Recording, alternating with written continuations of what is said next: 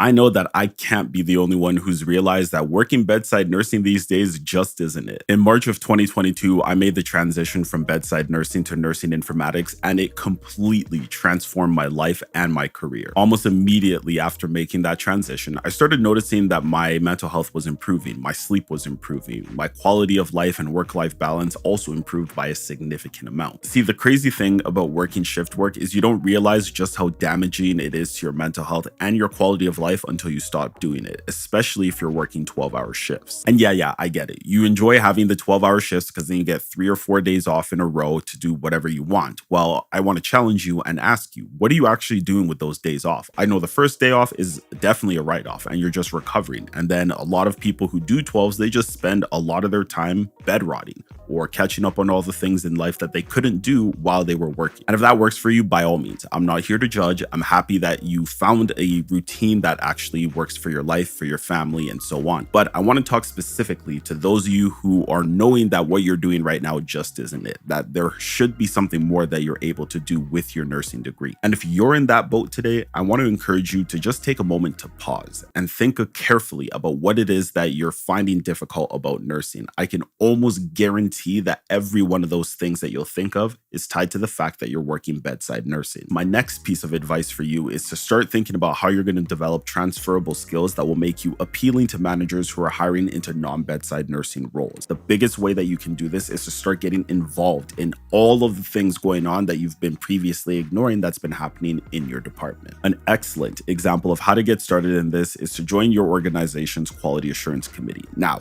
when you join committees like this, you're going to play an active role in kind of understanding what's going on in your department that's compromising patient safety or getting in the way of nurses being able to deliver the highest care possible. Once the committee has identified an area that needs improvement, then they start thinking about plans for how they can actually achieve that. And this is where you are going to start developing some powerful transferable skills. The thing is that managers who are hiring into non-bedside nursing roles, they really like people who have leadership, change management, and quality assurance experience. And the reason why this is such an effective way to make yourself stand out is the average bedside nurse isn't doing any of these things. And yeah, there's a good reason to understand why, but you have to understand that if you're always using the excuse that you're too burnt out, you're too tired, you're too overwhelmed to do anything else, that's probably a sign that you need to do something else so that you can get out of wherever you are. I'm not capping when I say that I was involved in everything that went on my unit. I was a founding member of the Quality Assurance Committee. I was the co-author of its Consistency Across Shifts document. I went to every staff meeting. I became a charge nurse. I participated in every change management opportunity that arose. And I can confidently say that that was one of the biggest reasons why it was quite easy for me to be able to leave bedside nursing when I was ready to do so. I had no challenges with my resume whatsoever. I had no challenges booking interviews. And I ain't saying that to brag, but rather to encourage you and to let you know that there are options for those of you who are serious about leaving bedside nursing. Once you have a strategy in place to develop these transferable skills, the next step is to learn how to highlight them on your cover letter and your resume. I know for a fact that some of you are about to feel attacked with what I'm going to say, but I'm going to say it anyways. If you are the type of person who sends the same resume to every job that you apply for, you're not serious about leaving bedside nursing, nor are you serious about moving forward in your career whatsoever. And if you're the type of person that doesn't use a cover letter, you're also not serious about moving up in your career or leaving bedside nursing. If you do what the masses do, you're going to get the results that the masses get, which is remaining stuck where they are, being burnt out, tired, stressed, and complaining about how terrible it is to be a nurse despite the limitless options that are available to us in this day and age. Take the time to learn how to tailor your resume to every single job that you apply for. Be strategic in using keywords and optimizing your resume for applicant tracking systems. If you're not familiar with applicant tracking systems, they are systems that actually help HR staff and hiring managers sort through resumes that are qualified, meaning that they contain specific skill sets or keywords. If you've been applying for jobs and you haven't been hearing back, it's because you haven't optimized your resume and cover letter for these systems, nor have you tailored them for the specific jobs that you're applying for. So fix that. Once you've gotten your resume and cover letter under control, then the next step is to create a specific interview strategy that is tailored towards leaving bedside nursing. What this looks like is becoming a master of behavioral descriptive interview questions. And if you're not sure what these types of questions are, I know for a fact that you've been asked one before. The classic example is, give us an example of a time that you dealt with conflict with a colleague. Sound familiar? There is a specific strategy you're supposed to be using to answer these types of questions. If you didn't know about the S.T.A.R.S method, I'm about to put you on. S.T.A.R.S stands for situation, task, task, action, results, and skills, and it is a framework that is intended to structure your answering of behavioral descriptive interview questions. Now,